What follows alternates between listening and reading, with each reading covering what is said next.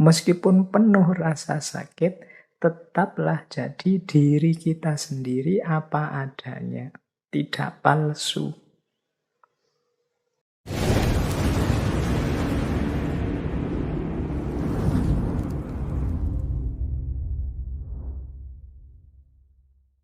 Bismillah. Assalamualaikum warahmatullahi wabarakatuh. Yang pertama, ini kita angkat isu tentang manusia atau kenyataan diri manusia. Nah, ada beberapa kalimat yang saya ambil dari novel-novelnya Dostoyevsky ini tentang kenyataan diri manusia. Misalnya, dari novel Notes from the House of the Dead. Ini judulnya seperti nama game ya. Jadi, rumah kematian atau kadang diterjemah rumah pemakaman. Di salah satu bagian novel itu, Dostoyevsky menyatakan manusia adalah makhluk yang dapat membiasakan diri terhadap apapun. Dan menurutku itulah definisi terbaik tentang dirinya. Jadi ini dari sini sebenarnya kelihatan corak eksistensialnya manusia. Jadi manusia itu bisa jadi apa saja. Bisa membentuk dirinya seperti apapun yang dia inginkan. Jadi kita itu ingin jadi orang yang tangguh, pantang menyerah, tidak gampang putus asa, bisa.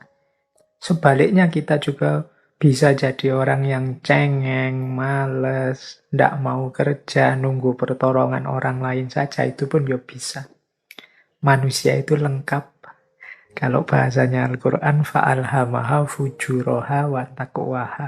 Allah menganugerahkan pada kita fujur dan juga takwa. Kita mau jadi orang takwa, ya kita punya daya untuk itu. Kita mau jadi orang nakal, orang culas, orang jahat, ya kita punya daya.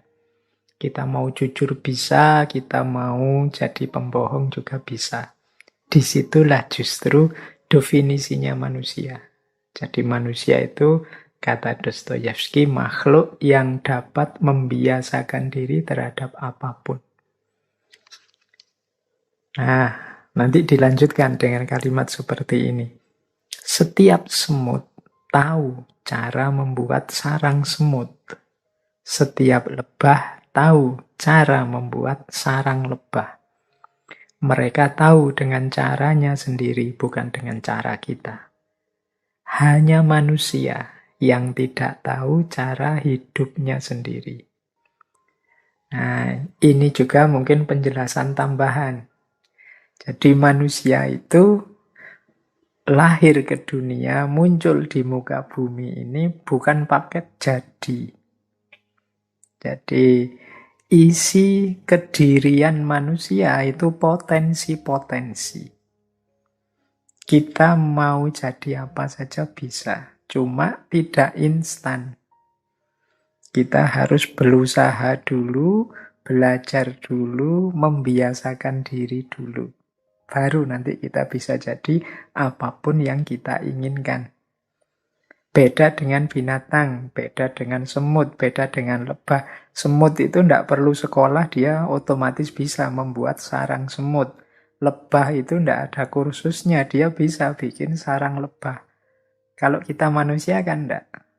Kita bikin baju ya kalau tidak kursus menjahit, bikin baju ya tidak bisa bikin baju, apalagi bikin rumah kita. Harus belajar dulu. Manusia perlu belajar, perlu pembiasaan untuk bisa hidup. Tidak paket jadi, tidak instan. Jadi kalau ada orang merasa saya itu sebenarnya potensi saya besar. Ya, potensi besar itu tidak cuma kamu. Semua orang juga potensinya besar. Tergantung mana di antara potensi-potensi itu yang mau kamu aktualkan. Nah, ini uraian yang positif. Menurut saya mudah dipahami tentang kenyataan manusia. Tapi ada lagi penjelasan dari Dostoyevsky tentang manusia. Kalau tadi kan mungkin mirip-mirip saja dengan para filosof eksistensialis yang lain. Tapi dia juga punya definisi yang berbeda begini tentang manusia. Kata dia, manusia itu makhluk yang luar biasa karena dia sangat menyukai penderitaan. Itulah faktanya. Jadi ini mungkin sindiran, tapi juga mungkin sebenarnya dia membicarakan fakta manusia sepanjang sejarah. Jadi manusia itu justru makhluk yang lebih sering memilih opsi-opsi yang sulit, yang menyusahkan dalam hidupnya. Jadi dia sangat suka dengan penderitaan. Kata Dostoyevsky dari Notes from Underground, catatan dari bawah tanah. Dia mengidentifikasi manusia itu suka sekali merancang sesuatu, melakukan sesuatu yang nantinya menyulitkan dirinya sendiri, melahirkan penderitaan demi penderitaan. Banyak hal simpel yang dibikin rumit oleh manusia, dibikin ruwet. Banyak kenikmatan yang dia modifikasi sedemikian rupa sehingga malah yang nikmat melahirkan bencana. Coba teman-teman cermati tragedi-tragedi hidup, problem-problem kita setiap hari, itu hakikatnya ya pilihan-pilihan kita sendiri. Penderitaan itu lahir karena pilihan kita sendiri. Maka kata Dostoyevsky, manusia itu kelihatannya memang senang menderita. Faktanya begitu, kata dia. Jadi, ya paling tidak coba ya di antara teman-teman yang ngaji malam hari ini, coba kita renungi kita selama ini gelisah tentang apa atau karena apa. Masalah-masalah hidup kita itu apa. Itu kemungkinan besar masalah kita itu ya karena pilihan-pilihan kita sendiri. Kita yang membuat ruwet, kita yang membuat rumit, kita yang milih tanpa pertimbangan, kita yang salah menggunakan kebebasan kita, dan lain sebagainya. Akhirnya kita sendiri yang menderita. Nah, ini kenyataan manusia yang mungkin ketiga ya yang saya temukan. Nah, ada lagi dalam Notes from Underground itu, manusia itu kata Dostoyevsky, aku yakin definisi terbaik untuk manusia adalah binatang berkaki dua yang tidak tahu terima kasih. Jadi manusia itu dengan segala keunggulannya, dengan segala kelebihannya, itu ternyata dia tidak bersyukur, tidak tahu terima kasih. Buktinya apa? Kelebihan itu dalam hidup manusia seringkali berubah jadi bencana.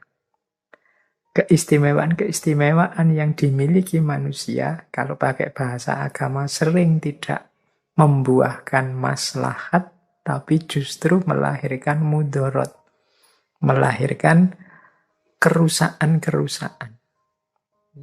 Al-Quran kan juga sudah secara tegas menyindir bahwa Zuharul Fasadu, sudah tampak kerusakan-kerusakan di muka bumi bima kasabat aidinnas, karena kelakuannya manusia, padahal manusia itu yang dapat anugerah paling istimewa dari Tuhan. Ternyata dia adalah makhluk yang tidak tahu terima kasih, tidak tahu caranya bersyukur. Ini sindiran ini mungkin mirip ayat ya. Manusia itu khuliqo halu'a, makhluk yang selalu berkeluh kesah. Tidak sadar bahwa dia ini sudah diistimewakan sedemikian rupa oleh Tuhan. Dengan berbagai fasilitas hidup yang sangat elit, sangat luar biasa. Nah, Mungkin masih banyak di novel-novelnya Dostoyevsky ini tentang kenyataan hidup manusia. Tapi dari 4 kutipan ini kita bisa menangkap bahwa manusia itu punya ciri bebas membentuk dirinya karena dia secara natural mampu beradaptasi dengan apapun. Ini juga sekaligus menunjukkan kunci hidupnya manusia ada pada manusia sendiri, tidak seperti binatang yang paket jadi. Yang kedua, problem-problem dalam hidup manusia itu sebenarnya yang hasil pola dan ciptaan manusia sendiri. Karena kalau melihat sejarah, seolah-olah manusia itu memang lebih suka penderitaan.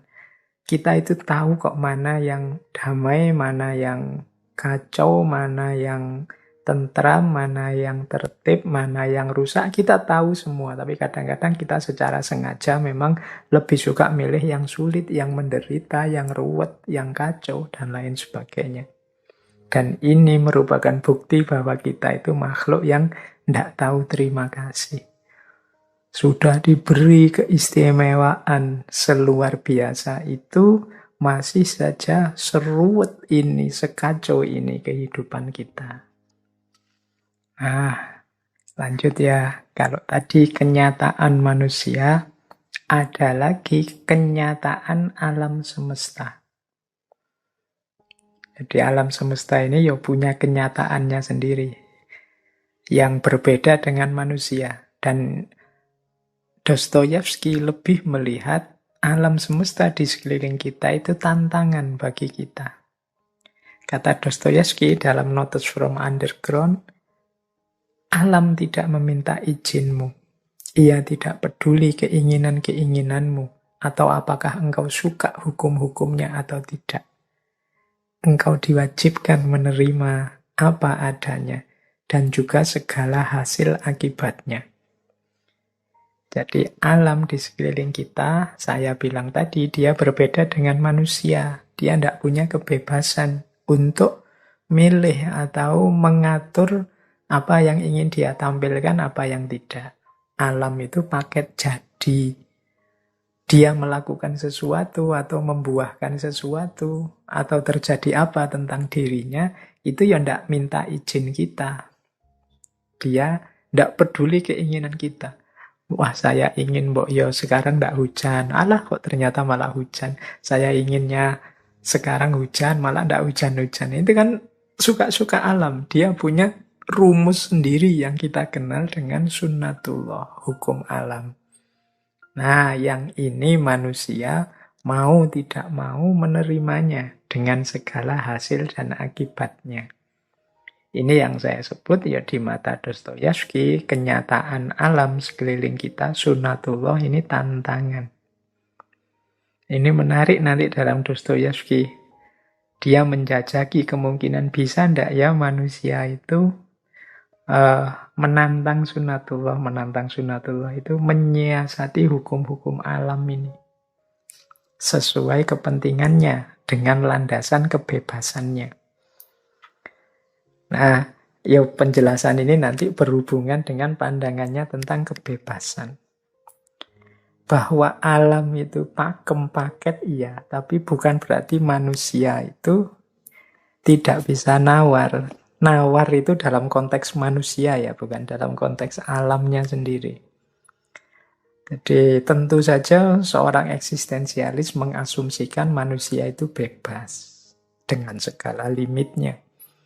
Ada kalimat begini yang saya agak menarik dari Dostoyevsky ini. Dia tanya begini, apakah tidak mungkin seseorang itu menolak perintah akal sehatnya sendiri?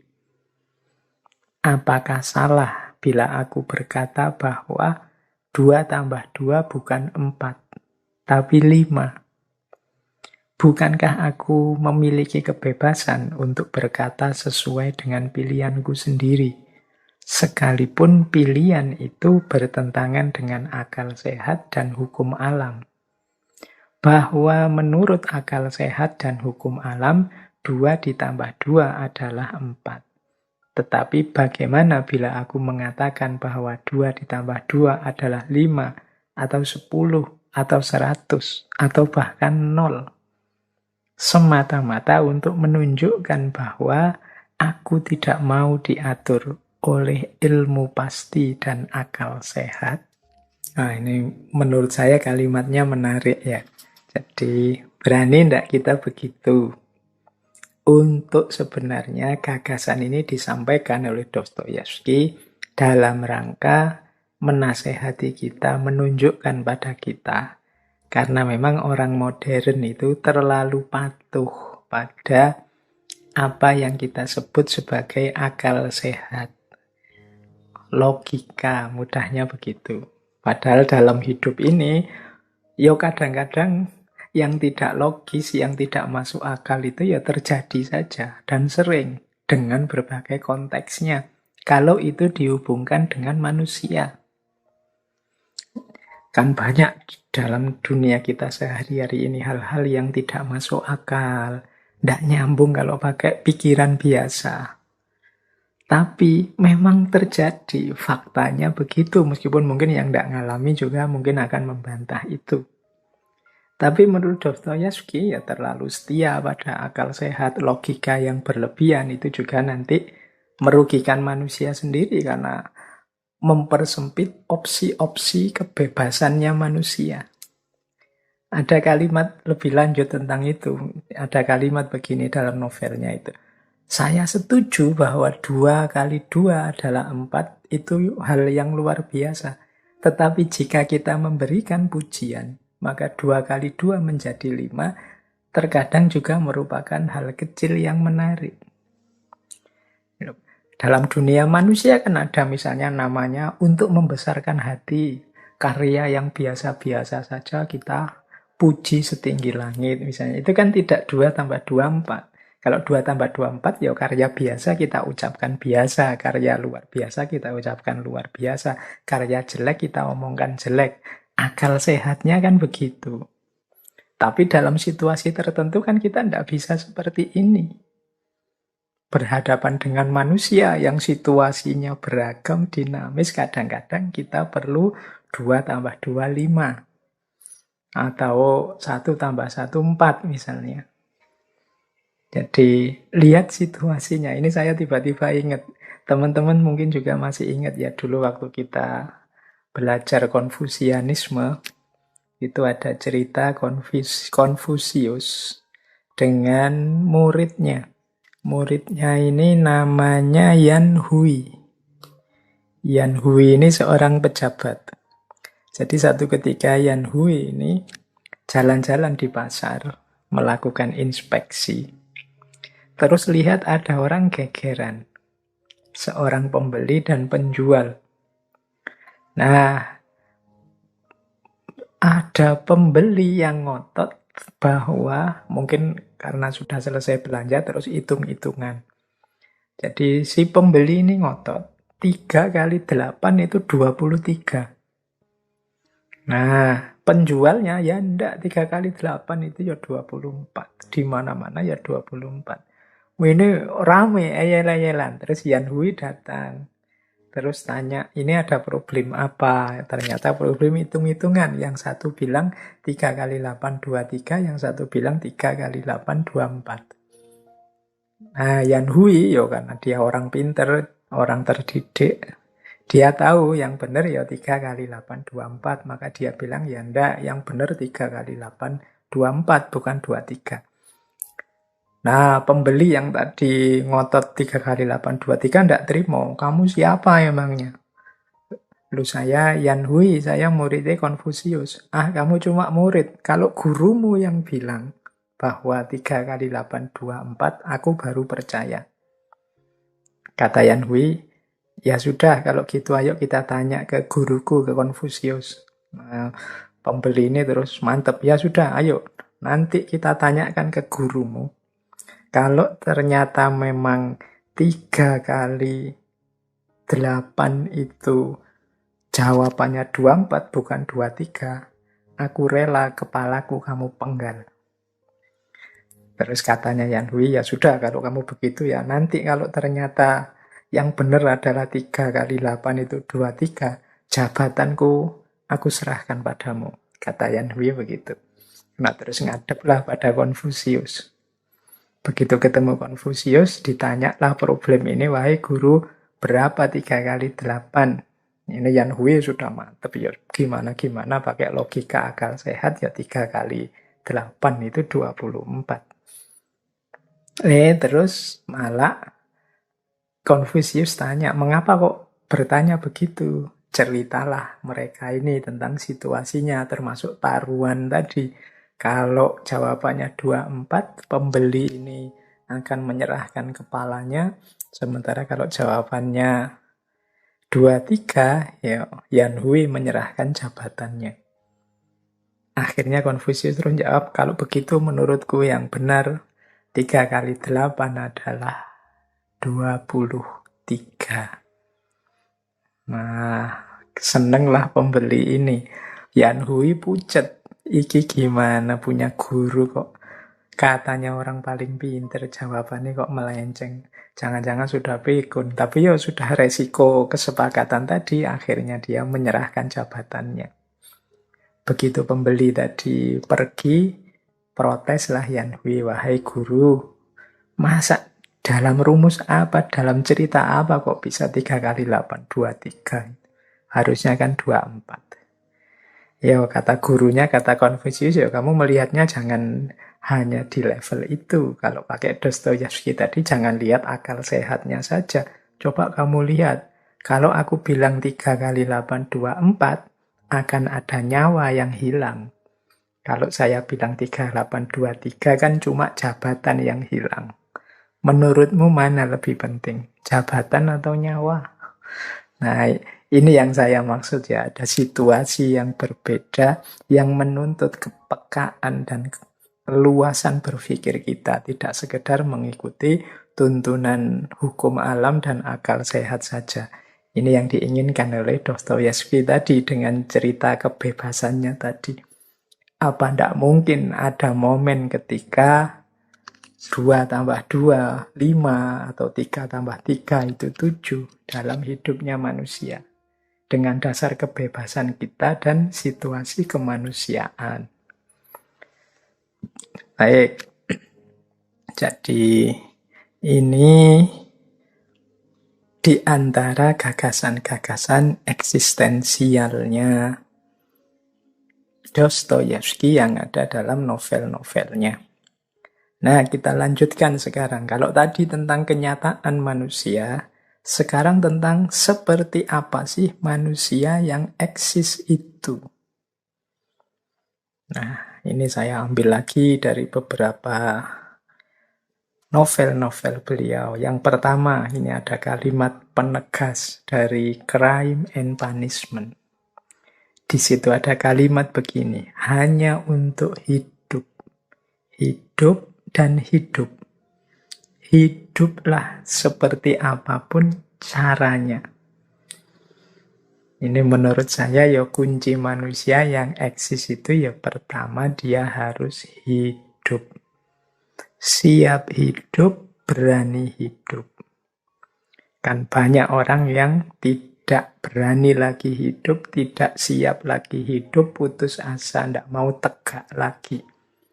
Mungkin karena merasa berdosa, mungkin karena merasa melakukan kesalahan-kesalahan atau menganggap dirinya terlalu rendah, tidak pantas lagi hidup, atau mungkin karena masalah macam-macam yang melibat diri kita, sehingga tidak siap lagi hidup, tidak berani hidup. Tapi pesannya Dostoyevsky hanya untuk hidup. Hidup dan hidup saja. Hiduplah entah dengan cara apa. Urusan cara, model, isi, orientasi, terserahlah. Seperti apa yang engkau inginkan, asal engkau tetap hidup. Jadi dasarnya ini dulu.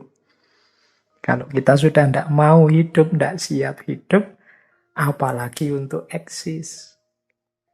Kalau bahasanya Nietzsche nanti kan ada istilah mengiyakan hidup. Jadi ya, aku ini makhluk hidup.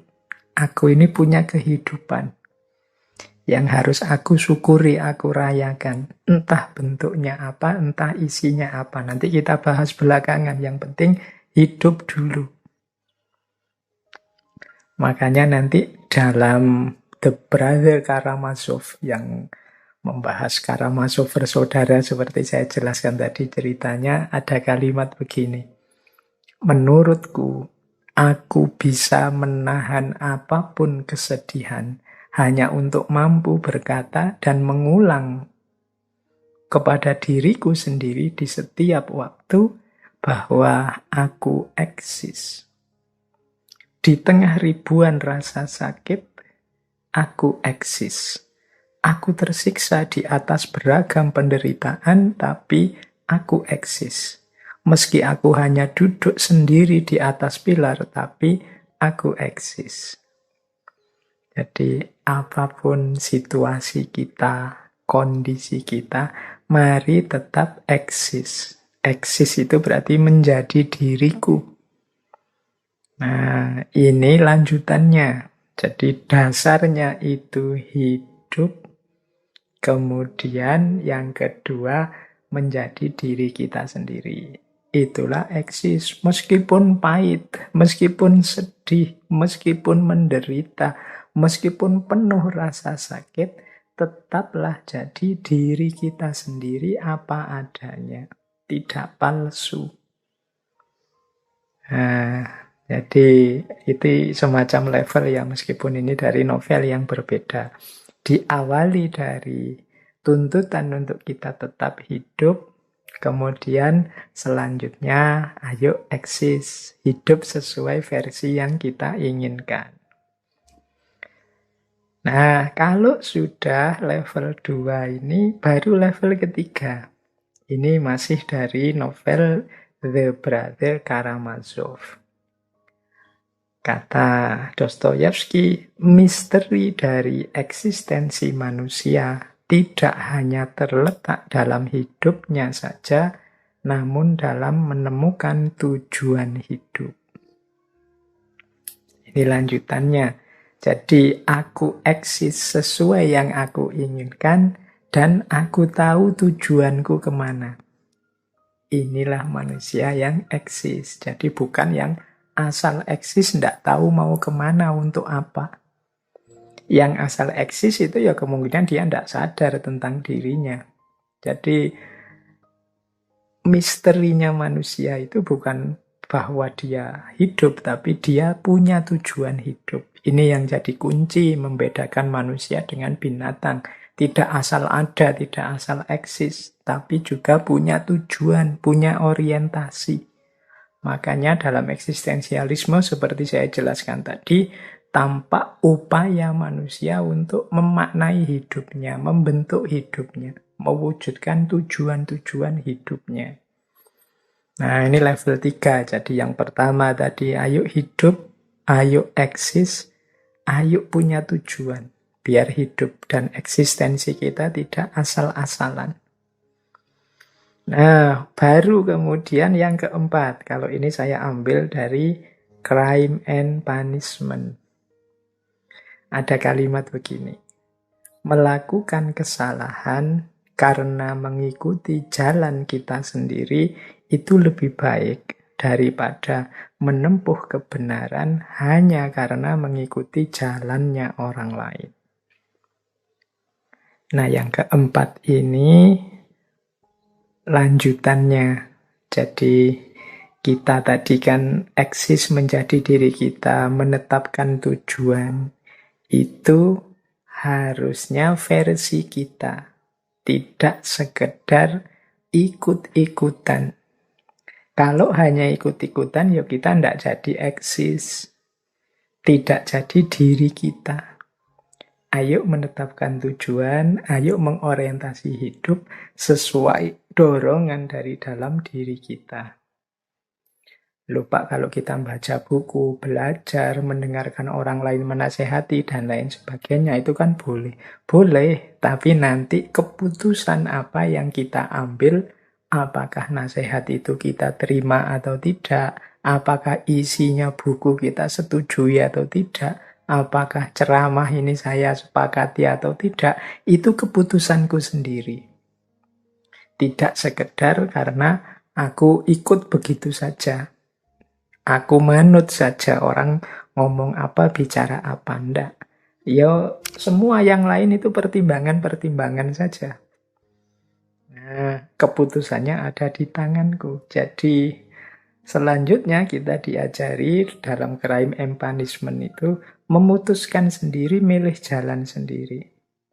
Kalau terus ternyata salah bagaimana? Ya, melakukan kesalahan setelah kita putuskan sendiri itu lebih baik daripada benar tapi hanya mengikuti orang lain. Karena benar mengikuti orang lain itu nilainya turun, kebenarannya. Kita hanya pengekor, pengikut. Yo, ilustrasi mudahnya yang sering saya pakai kan kalau ada anak misalnya masih balita. Sholat, itu kan ikut-ikutan orang tuanya ke masjid, ikut sholat. Tapi kan kesadaran untuk sholat ini belum muncul dari keinginannya sendiri. Nilainya kan berbeda dengan orang dewasa yang sadar kemudian mau menjalankan sholat, memutuskan untuk sholat. Nah, nasihatnya Dostoyevsky ini arahnya ke situ. Keputusan kita kadang salah, tapi ketika itu keputusan kita sendiri, kita mantap. Meskipun salah, ya nanti kita revisi. Jadi, ya persis kayak kita jalan misalnya, kok terus kecemplung sumur. Itu kalau jalannya karena kita milih jalan sendiri terus kecebur sumur, itu kan ya memang pilihanku sendiri, resikonya tak tanggung sendiri. Tapi kalau kita jalan hanya ikut orang, tidak sadar orang ini mau kemana, tiba-tiba kita kecebur ke sumur, itu kan ya jengkelnya double. Sudah hanya ikut orang lain, kejeblos lagi. Kalau tadi milih jalan sendiri, kejeblos kan lega. Ya memang pilihanku, resikonya ini. Tapi kalau hanya ikut orang lain, kita kejeblos dan kita menanggung resiko basah di dalam sumur, padahal itu awalnya bukan pilihan kita. Itu kan lebih pahit. Makanya mending mengikuti jalan kita sendiri. Lebih lega, lebih eksis. Karena di situ kita tampil tidak hanya ikut orang lain. Kita tidak hanya tenggelam di balik bayang-bayangnya orang lain. Nah, ada lagi satu kalimat yang saya ambil dari Notes from Underground tentang orang yang eksis ini. Ini mungkin bisa disebut tahap yang kelima ya.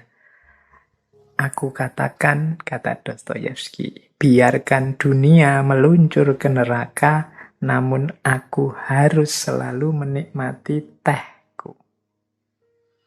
Ini persis seperti Albert Camus yang dulu kita bahas kan. Wah, ini dunia ini betapa absurdnya. Enaknya bunuh diri apa ngopi saja. Ya sudah, aku tak milih ngopi saja. Ini maksudnya apa yang terakhir ini? Ini kita diminta untuk bisa menerima dan menikmati hidup. Apapun situasinya. Jadi mungkin pahit, mungkin menderita, mungkin penuh kesedihan. Ya kita terima dan kita nikmati. Jadi karena memang itulah hukumnya hidup ini. Jadi ini level kelima kalau kita ingin eksis. Yang pertama tadi, ya betapapun kita harus tetap hidup. Yang kedua, hidup dan sekaligus eksis. Jadi tampil menjalani hidup sesuai keinginan kita. Yang ketiga, punya tujuan, tidak asal saja.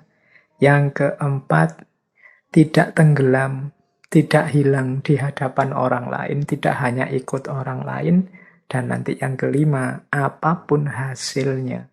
Meskipun dunia ini pada akhirnya betapa rusaknya, betapa kacaunya sampai mau kiamat. Tidak apa-apa. Aku tak milih ngeteh saja, ngopi saja. Masih bisa menikmati hidup. Masih bisa kita bersyukur. Nah, inilah cirinya orang yang eksis. Orang yang mampu menjadi dirinya sendiri.